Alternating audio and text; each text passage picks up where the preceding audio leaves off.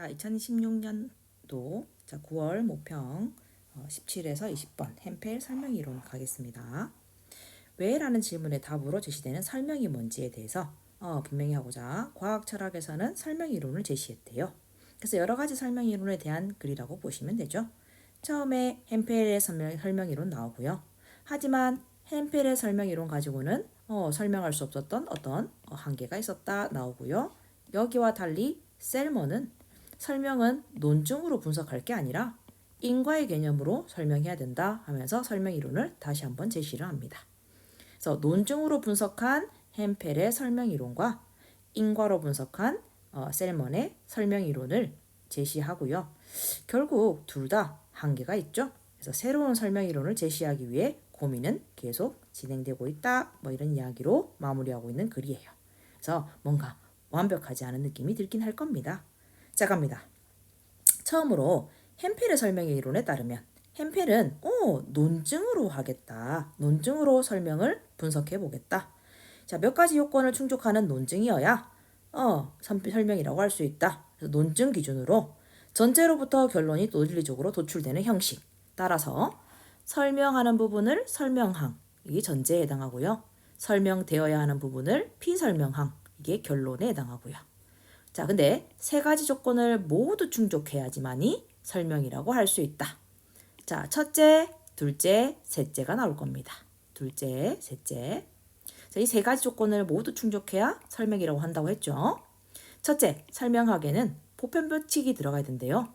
둘째, 보편법칙이 구체적으로 적용되는 맥락, 선행 조건이 들어가야 되고요. 셋째, 피설명항에는 건전한 논증이 도출되어야 된답니다. 건전한 논증이 뭔지에 대해서 정리되어 있고요. 자, 피설명항이 보편법칙의 개별 사례로서 마땅히 일어나야 할 일임을 보여주기 위한 설명 요건을 제시했다는 점에서 일단 의의가 있다. 이렇게 얘기하고 있는 게 햄펠의 설명 이론에 대한 논증 가지고 설명한 거죠. 하지만 설명 이론은 이런 햄펠의 설명 이론은 설명에 대한 우리의 일상적인 직관, 즉 경험적으로 파악할 수 없는 추상적 문제에 대한 대부분의 사람들이 공유하는 상식적인 판단하고 충돌하는 문제가 생겼대요. 그래서 이야기 나와 있고요. 요건을 충족하는 논증이 되기만 하면 그럼 다 설명이라고 인정해야 되는 문제점이 생겼고요. 그럼 요건을 충족하지 못하면 그럼 설명 아니냐? 이제 이런 일이 생기는 거지. 충족만 하면 다 설명이라고 해야 되고 충족하지 못하면 설명이 아니네? 이런 이제 논리에 어긋나는 이상한 문제가 생겼네요. 그래서 나온 게 셀먼입니다. 설명은 논증이 아니야. 그래서 인과관계로 파악하자. 자, 피설명항은 그냥 결과고요. 원인이 바로 설명이야. 원인과 결과의 개념으로 설명하자는 게 셀먼입니다.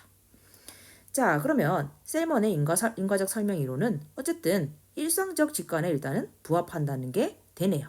아까 안 된다고 했다는 게 얘는 되네. 하지만 어떤 설명 이론이라도 인과 개념을 도입하는 순간에 원인과 결과 사이의 관계가 분명하지 않다는 철학적 문제가 생기네요. 자, 이게 무슨 말이냐? 원인이 너무 많다는 거지. 자, 내가 똥 마려운 원인이 너무 많다는 거지. 그렇죠?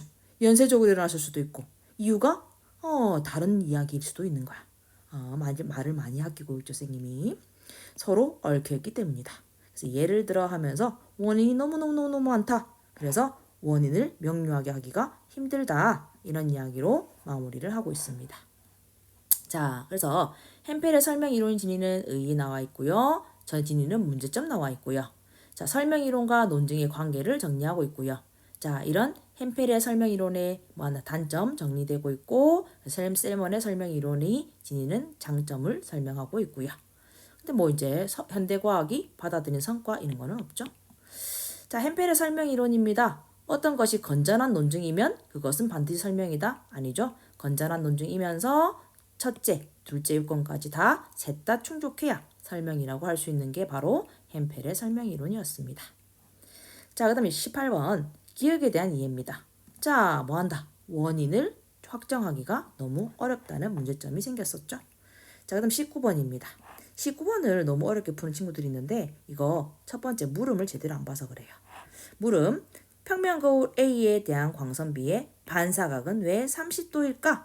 자, 이게 뭐야? 그럼 결론이 뭐로 나와야 돼? 반사각은 왜 30도일까? 그럼 비설명항이 결론인데요. 결론이 뭐로 나와야 돼? 반사각은 그래서 30도이다가 결론으로 나와야 되겠죠. 그래서 피설명항인 결론이 바로 반사각이 30도이다. 요게 결론으로 나와야 됩니다. 그래서 보편법칙이가 뭐가 필요할까? 입사각과 반사각은 항상 같다라고 하는 보편법칙이 필요하고요. 거기에 해당하는 선행조건으로 평면 거울이었고 입사각이 30이다. 그러니까 항상 같으니까 결론으로 반사각이 30이다. 이런 결론이 나와야 되는 거겠죠. 여기까지 하겠습니다.